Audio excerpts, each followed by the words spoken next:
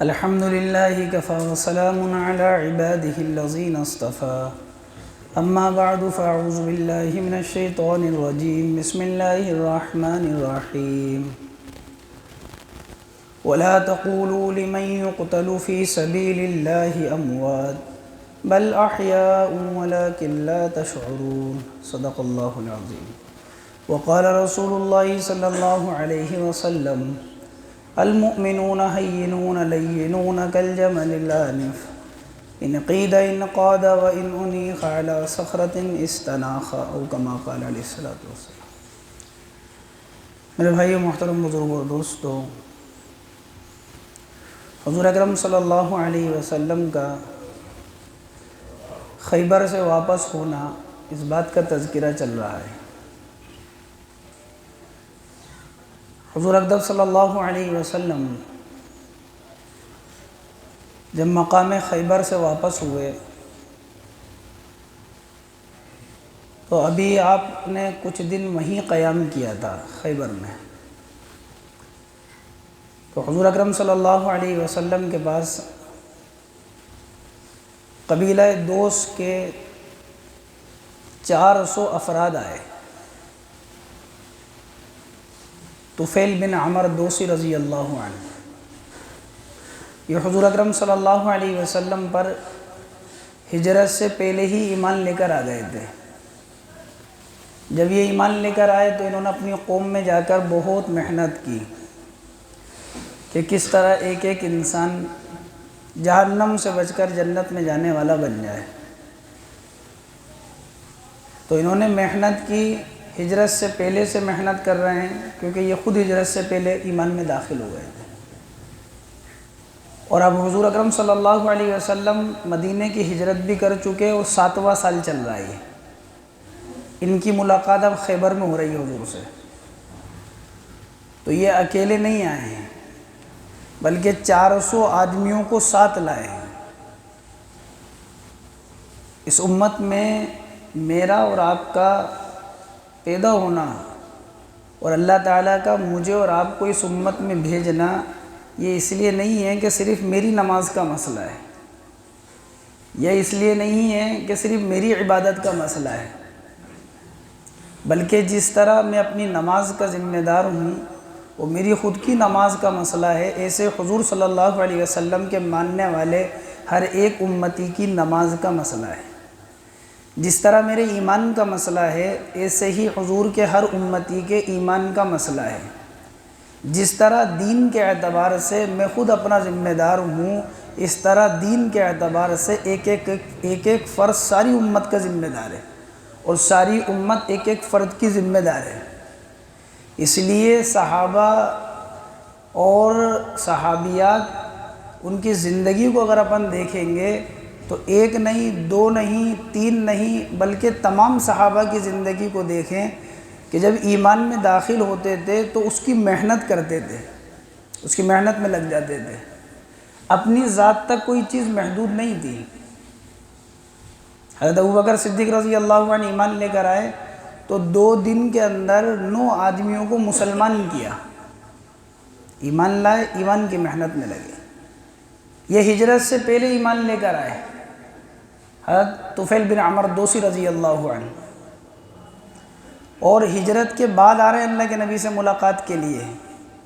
اس لیے کہ میرے عزیز دوستو، اس امت کے اندر جو انسان آیا ہے اس میں ایمان والے کی ذمہ داری اور ایمان والے کا کام یہ اصل ہے، اور انسان اپنے کام سے محبوب بنتا ہے۔ حضور اکرم صلی اللہ علیہ وسلم صحابہ کو کام میں لگاتے تھے، کام کا بناتے تھے، کام سکھاتے تھے، دین کی محنت کیسے کرنی ہے، دین کا مقصد اور دین کی محنت کے لیے چلنا، دین کی محنت کے لیے نکلنا، دین کی محنت کا سیکھنا، دین کی محنت کا سکھانا کتنا ضروری ہے، اس بات سے اندازہ لگایا جا سکتا ہے کہ حضور صلی اللہ علیہ وسلم کے وہ 1,24,000 صحابہ جن کی قبر مبارک مدینہ المنورہ اور مکہ المکرمہ میں صرف 10 یا 11,000 قبریں ہیں بس، جبکہ حجۃ الوداع میں 1,24,000 کے قریب تھے۔ اس لیے کام کا بنا، اپنی زندگی کے اندر آپ علیہ الصلوۃ والسلام نے اپنے چہیتے صحابی حضرت معاذ ابن جبل رضی اللہ عنہ، جن سے اللہ کے نبی نے یوں کہا تھا کہ اے معاذ، اللہ کی قسم میں تجھ سے محبت کرتا ہوں۔ یہ نہیں کہا معاذ نے کہ میں آپ سے محبت کرتا ہوں، کیونکہ ہر صحابی حضور سے محبت کرتا تھا، یہ بات تو کہنے کی تھی نہیں۔ حضور نے ان سے کہا تھا اللہ کی قسم میں تیرے سے محبت کرتا ہوں معاذ۔ اے معاذ، فرض نماز کے بعد اس دعا کو پڑھا کر اللہم اعنی علی ذکرک و شکرک و حسن عبادتی۔ آپ نے فرمایا کہ سارے صحابہ میں سب سے زیادہ حلال اور سب سے زیادہ حرام کا جاننے والا تم میں معاذ ابن جبل ہے۔ اپنی زندگی میں دین کی محنت کے لیے اپنے آپ سے دور کیا، حضور نے یمن بھیجا، اور اس حال میں بھیجا کہ حضور کی آنکھ میں بھی آنسو تھے اور ان کی آنکھ میں بھی آنسو تھے، رو رہے تھے دونوں۔ حضور بھی ان کی جدائی پر غمزدہ تھے، یہ بھی حضور کی جدائی پر غمزدہ تھے۔ اور آپ نے یہاں تک فرمایا تھا کہ معاذ، وہ منظر کتابوں میں لکھا ہے کہ حضور کا چہرہ مدینے کی طرف تھا اور حضرت معاذ کا چہرہ یمن کی طرف تھا، یعنی ایک دوسرے کے سامنے نہیں تھے چہرے، ایک ادھر ایک ادھر۔ اور اللہ کے نبی علیہ السلام نے فرمایا کہ معاذ، ہو سکتا ہے جب تو یمن سے آئے تو تو مجھے نہیں پائے، میری قبر پہ سے تیرا گزر ہو۔ اور زیادہ رونے لگے۔ تو صحابہ کو اللہ کے نبی علیہ السلام نے کام کا بنایا تھا۔ طفیل بن عمر دوسی رضی اللہ عنہ ہجرت سے پہلے ایمان لے کر آئے اور پھر اپنے قبیلے میں جا کر کام میں لگے، محنت کے اندر لگے، اور اس کا نتیجہ یہ ہوا کہ 400 افراد کو لے کر آئے جو کہ ایمان میں داخل ہو گئے تھے۔ اور آپ جانتے ہیں کہ ان 400 افراد کے اندر ایک شخص ایسے تھے، ہر ایک قیمتی تھا، لیکن ایک ایسے تھے جن کو ہر ایک جانتا ہے، سیدنا ابو ہریرہ رضی اللہ عنہ۔ یہ انہی کے قبیلے کے تھے، یہ انہی کی محنت کے اوپر ایمان میں داخل ہوئے تھے۔ سن 7 کے اندر ابو ہریرہ رضی اللہ عنہ، ان کا نام تھا عبداللہ، بعض نے کہا ان کا نام تھا عبد الرحمن۔ ابو ہریرہ ان کی کنیت ہے، ان کے والد کا نام تھا صخر، عبد الرحمن بن صخر۔ بلی پالتے تھے تو عربی میں ہریرہ بلی کو کہتے ہیں، تو ابو ہریرہ بلی والے، بلی پالتے تھے، اس لیے ان کی کنیت پڑ گئی، نام ان کا عبداللہ یا عبد الرحمن تھا۔ تو اتنی مشہور ہوئی کہ ان کو لوگ ابو ہریرہ کے نام سے ہی جانتے ہیں، سیدنا ابو ہریرہ۔ سن 7 میں ایمان لے کر آئے، حضور کے ساتھ 4 سال رہے تقریباً، اور صحابہ میں سب سے زیادہ احادیث جو منقول ہیں وہ حضرت ابو ہریرہ رضی اللہ عنہ سے منقول ہیں۔ جگہ جگہ آپ سنیں گے حضرت ابو ہریرہ فرماتے ہیں کہ اللہ کے نبی نے ایسا فرمایا، حضرت ابو ہریرہ فرماتے ہیں میں نے اللہ کے نبی کو ایسا کہتے ہوئے سنا، بار بار سنیں گے آپ ان کا نام۔ 5374 احادیث ان سے منقول ہیں، اور ابتدائی حالات جو تھے ان کی کتابوں میں لکھے ہیں، کسی دن انشاءاللہ تذکرہ کروں گا۔ مدینہ کے اندر مسجد نبوی میں بھوک کی وجہ سے زمین پر لیٹ جاتے تھے۔ اس زمانے میں مرگی کا علاج ہوتا تھا، لوگ گردن پہ پیر رکھتے تھے، یہ مرگی کا علاج ہوتا تھا اس زمانے میں۔ تو ان کی گردن پر پیر رکھ کے چلے جاتے تھے، لوگ سوچتے تھے مجنون دیوانہ آدمی ہے، مرگی ہو گئی اس کو۔ تو حضرت ابو ہریرہ فرماتے تھے اللہ کی قسم، نہ تو مجھے جنون تھا نہ مرگی تھی، بھوک کی وجہ سے میں لیٹ آیا کرتا تھا مسجد میں، بھوک کی شدت تھی، حالات ناموافق تھے، تو اس بھوک کی شدت کی وجہ سے میرے ساتھ ایسا ہوتا تھا۔ تو وہ 400 افراد کے اندر ایک تھے سیدنا ابو ہریرہ رضی اللہ عنہ۔ حضرت طفیل بن عمر دوسی رضی اللہ عنہ کی محنت کے اوپر یہ 400 افراد خیبر میں آئے، اللہ کے نبی علیہ السلام کے ہاتھ پر مسلمان ہوئے۔ اسی موقع پر آپ علیہ السلام کو ایک یہودی عورت نے، جب خیبر فتح ہو گیا اور یہ معاملہ طے ہو گیا کہ جو پیداوار ہوگی نصف مسلمانوں کا اور نصف وہاں رہنے والے یہود کا، یہ معاملہ طے ہو گیا، تو مرحب، جس کو حضرت علی رضی اللہ عنہ نے ایک وار میں جہنم واصل کر دیا، اس کی بھابھی تھی، اس کا نام تھا زینب بنت حارث،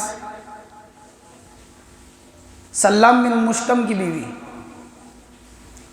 اس نے ایک بکری بھنی ہوئی وہ اللہ کے نبی علیہ السلام کی خدمت میں بھیجی کہ آپ کو ہدیہ ہے، اور اس میں زہر ملا دیا۔ اللہ کے نبی علیہ السلام نے ایک لقمہ لیا اور آپ کو اس کی اطلاع ملی وحی کے ذریعے سے، تو آپ علیہ السلام نے وہ لقمہ نکال لیا، ایک صحابی تھے حضرت بشر بن برا رضی اللہ عنہ، وہ صحابی بھی آپ کے ساتھ کھانا کھا رہے تو انہوں نے پیٹ بھر کے کھا لیا اور وہ زہر کا اثر اندر پہنچ گیا۔ اللہ کے نبی علیہ السلام نے یہود کے رؤساؤں کو بلایا اور اس عورت کو بھی بلایا گیا، کہا کہ مجھے اطلاع ملی ہے کہ اس بکری میں تم نے زہر ملایا، کہ یہ بات سچ ہے؟ اس عورت نے کہا کہ ہاں بات سچ ہے۔ کہ کیوں ایسا کیا؟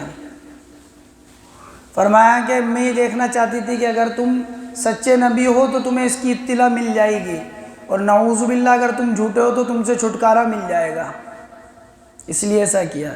یہ یہود کی سازش ہے۔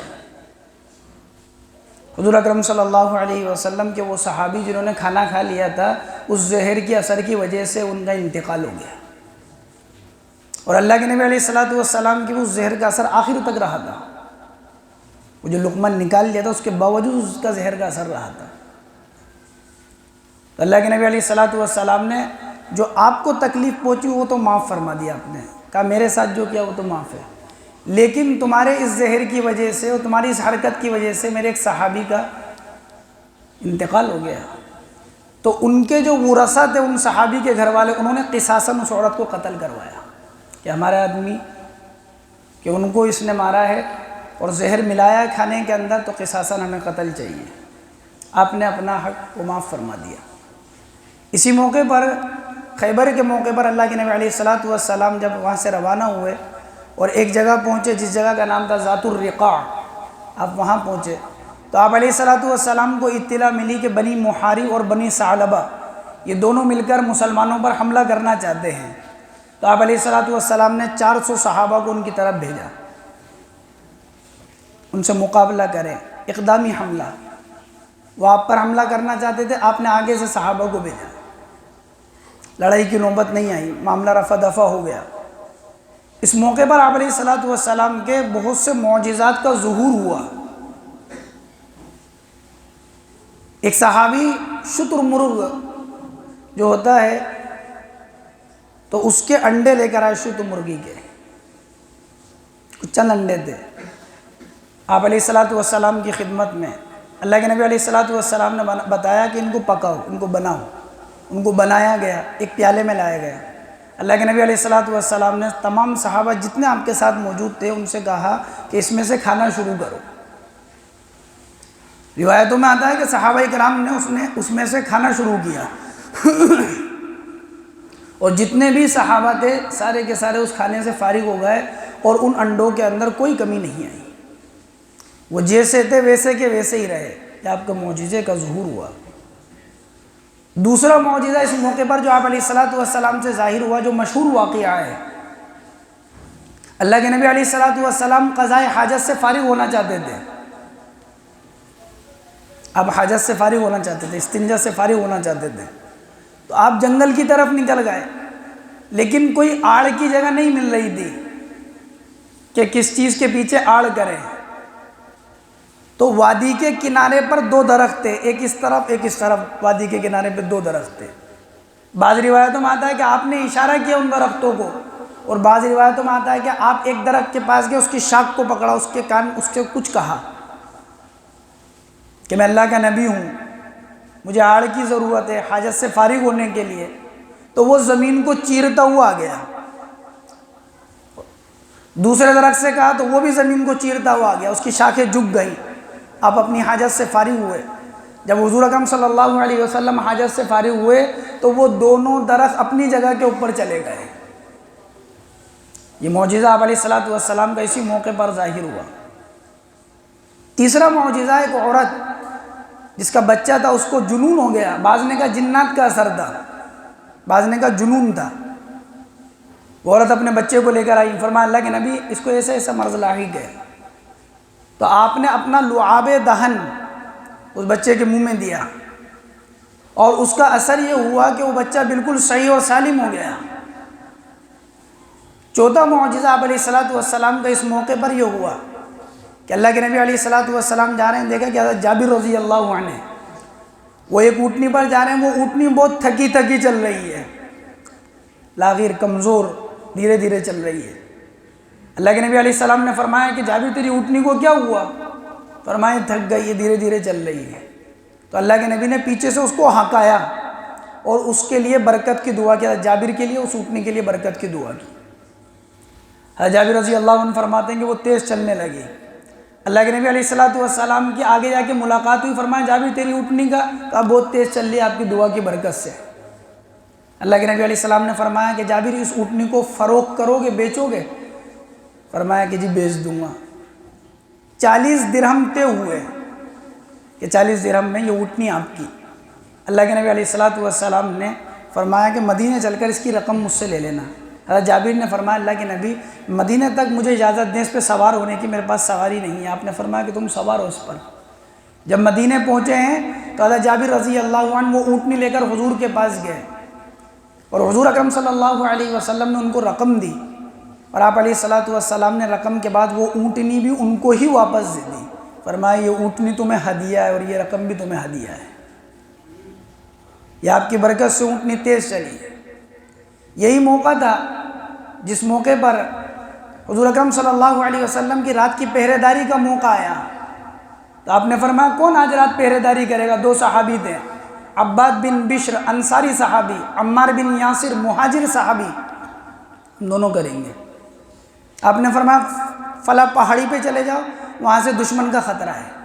وہ دونوں صحابی وہاں چلے گئے۔ دونوں نے آپس میں مشورہ کیا کہ ایسے بھی کیا جاگنا، آدھی رات تم جاگو آدھی رات میں جاگوں۔ انصاری صحابی نے کہا پہلے میں جاگوں گا۔ عباد بن بشر رضی اللہ عنہ جاگنے لگے، سوچا جاگ کے کیا کروں گا، نماز پڑھوں اس سے بڑھیا تو۔ نماز پڑھنے کے لیے کھڑے ہو گئے۔ عمار بن یاسر سو رہے ہیں، دشمن نے دیکھا کہ کوئی کھڑا ہے اور اکیلا انسان ہے، وہ نماز کے اندر تلاوت کر رہے ہیں۔ اس نے ایک تیر چلایا، ان کے بدن پر آ کر لگا وہ تیر، نماز کی حالت میں اس تیر کو نکال کر ایک ہاتھ سے نکال کر ایک طرف ڈالی، نماز پڑھ رہا۔ اس نے دوسرا تیر چلایا، پھر انہوں نے ایسا ہی کیا، 3 تیر چلائے، انہوں نے نماز کو پورا کیا اور اپنے ساتھی کو اٹھایا تو عمار بن یاسر نے دیکھا یہ تو خون خان ہو رہا ہے۔ فرمایا کہ تم نے مجھے اول وقت میں کیوں نہیں جگایا جب پہلی مرتبہ ایسا ہوا؟ تو فرمایا کہ میں نے ایک سورت شروع کری تھی نماز میں، سورہ کہف، میرا دل نہیں چاہا کہ اس کو پورا کرنے سے پہلے رکوع کروں۔ اگر مجھے حضور کی دی ہوئی ذمہ داری سے ہٹ جانے کا خوف نہیں ہوتا کہ حضور نے ایک ذمہ داری ہے دی ہے، آپ نے ایک ذمہ داری، اس سے ہٹ جانے کا خوف نہیں ہوتا اگر مجھے، تو میں اس سورت کو پورا کرنے سے پہلے رکوع نہیں کرتا، چاہے میری جان چلی جاتی، لیکن ذمہ داری تھی اس لیے رکوع کرا، اٹھایا۔ نماز پڑھتے رہے، نماز کی حالت میں تیر لگے اور آپ کے خون نکلا۔ یہ واقعہ اس وقت کا ہے جب خون کے نکلنے سے وضو نہیں ٹوٹتا تھا، اس کی حرمت سے پہلے کا واقعہ ہے، اور خون نکلنے سے وضو ٹوٹ جاتا ہے، اس کا حکم بعد میں نازل ہوا ہے، اس لیے یہ نماز پڑھتے رہے تھے اسی حالت کے اندر۔ اسی سے متعلق انشاءاللہ پھر آئندہ ہفتے بات ہے۔